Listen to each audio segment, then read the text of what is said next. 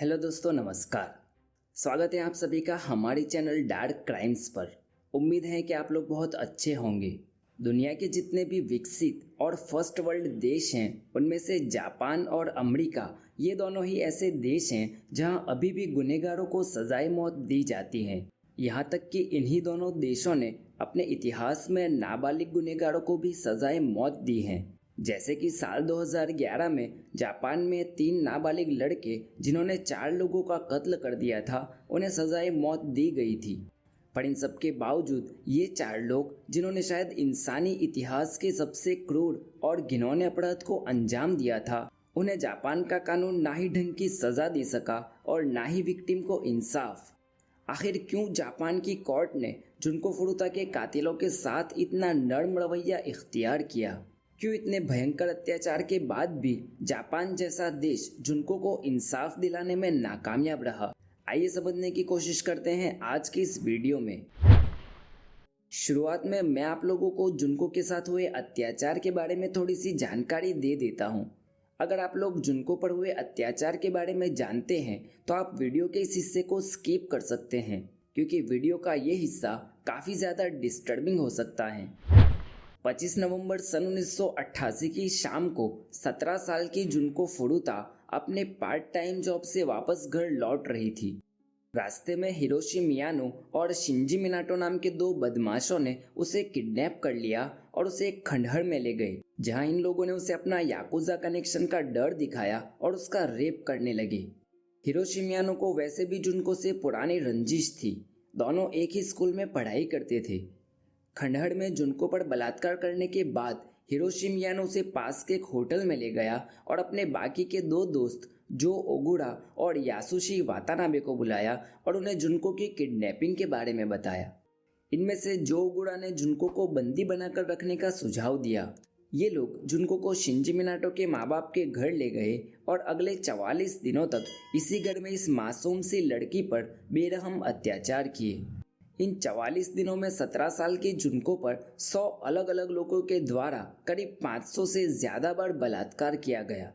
ये चारों लोग रोज़ अपने अलग अलग दोस्तों को बुलाते और फिर ये लोग एक साथ मिलकर जुनको पर सिर्फ वजाइनल ही नहीं बल्कि एनल और ओरल सेक्स तक करते।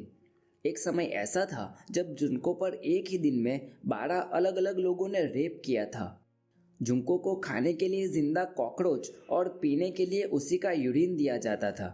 उसके रेक्टम में पटाखे रख के उसमें आग लगाई जाती, जिसकी वजह से उसके आंत में सीरियस बर्न्स हो गए थे।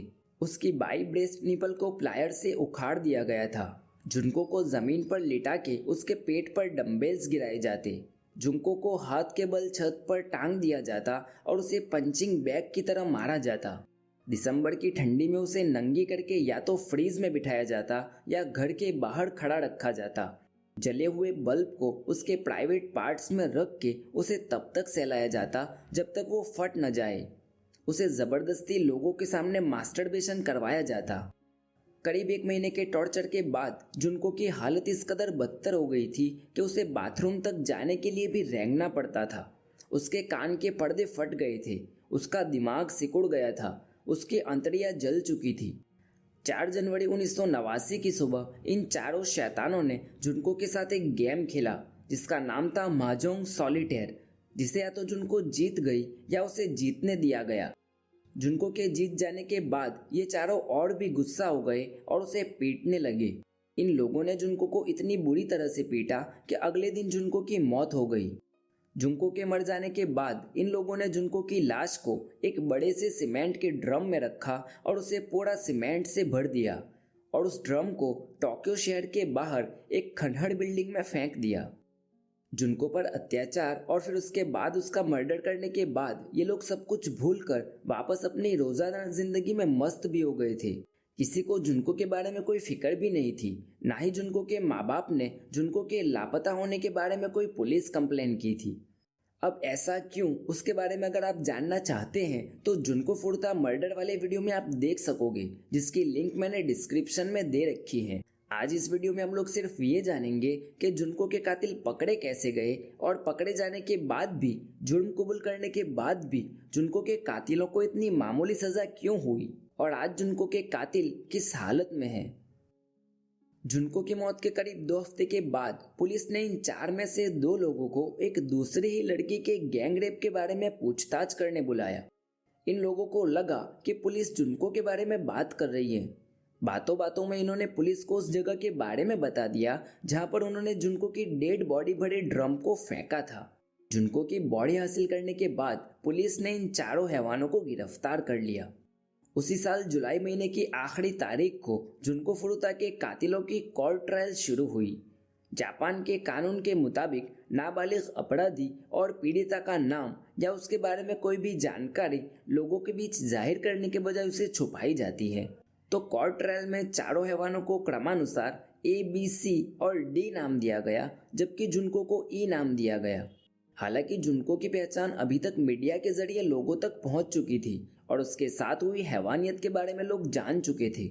लोगों में आक्रोश भी बढ़ने लगा था, पर कातिलों के बारे में अभी तक किसी के पास कोई जानकारी नहीं थी।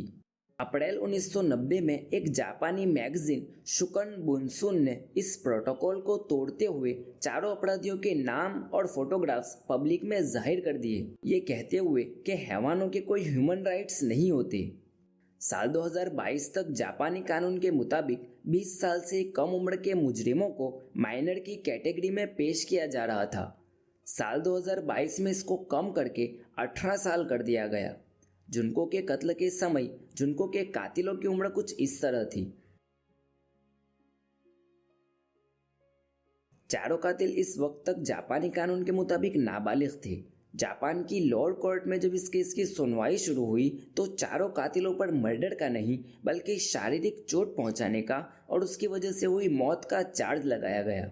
मतलब इन लोगों का मकसद जुनको की हत्या करना नहीं बल्कि उसे सिर्फ चोट पहुंचाना था। तो मतलब कोर्ट केस की शुरुआत ही काफ़ी कमज़ोर हुई थी। सिर्फ हिरोशी मियानो जो कि उस गैंग का सरदार था, उसे 20 साल जेल की सज़ा सुनाई गई, जबकि बाकी के तीनों को 5 से 9 साल जेल की सज़ा सुनाई गई। जुनको के कातिलों को इतनी मामूली सज़ा सुनाने के बाद जापान की आम जनता में काफ़ी जनाक्रोश देखा गया।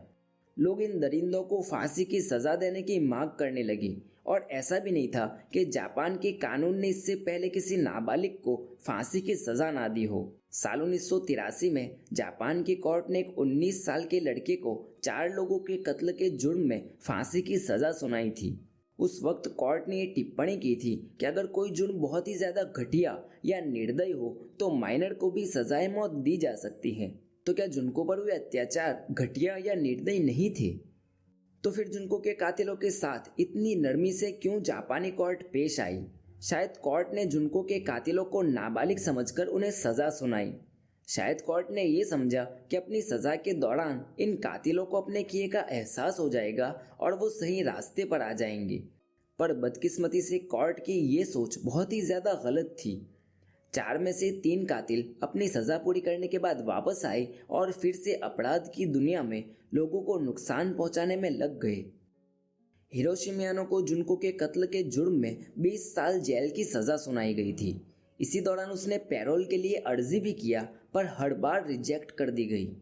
जेल से रिहा होने के बाद हिरोशी मियानो ने अपना नाम बदलकर योकोयामा रख लिया और वापस अपनी वही याकुजा वाली ज़िंदगी जीने लगा। साल 2013 में उसे फिर से फ्रॉड के केस में गिरफ्तार किया गया था, पर आज हिरोशी मियानो आज़ाद घूम रहा है। जो ओगुड़ा की उम्र जुनको के कत्ल के वक्त 17 साल थी, उसे 8 साल जेल की सज़ा सुनाई गई थी। 1999 में अपनी रिहाई के बाद जो ओगुड़ा आम जिंदगी जीने लगा था, वो एक महिला के साथ रिलेशनशिप में भी रहा, पर साल 2004 में उसने स्नैक हॉस्टेस क्लब के मैनेजर को अपनी गर्लफ्रेंड के साथ अफेयर के शक में किडनैप किया और 4 घंटे तक उस पर टॉर्चर किया। पुलिस ने जो को गिरफ्तार किया और उसे फिर से 4 साल जेल की सज़ा सुनाई गई।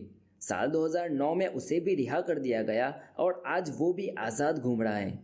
शिंजी मिनाटो जो कि जुनको की मौत के वक्त 16 साल का था, उसे 5 से 9 साल जेल की सज़ा सुनाई गई थी। रिहाई के बाद शिंजी मिनाटो अपनी मां के साथ रहने लगा था और बिल्कुल नॉर्मल जिंदगी जी रहा था।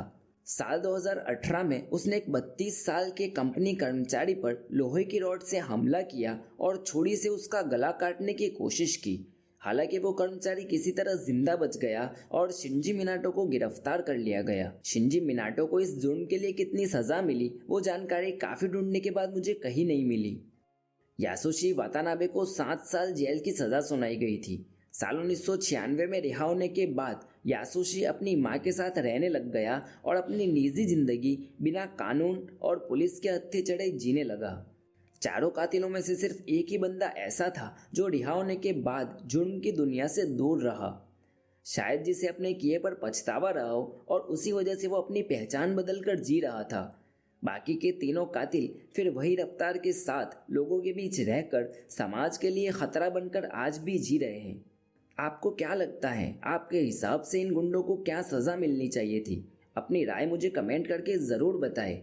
आप लोग चाहे तो मुझे ट्विटर पर फॉलो भी कर सकते हैं, जहां मैं कुछ ना कुछ लिखता रहता हूं।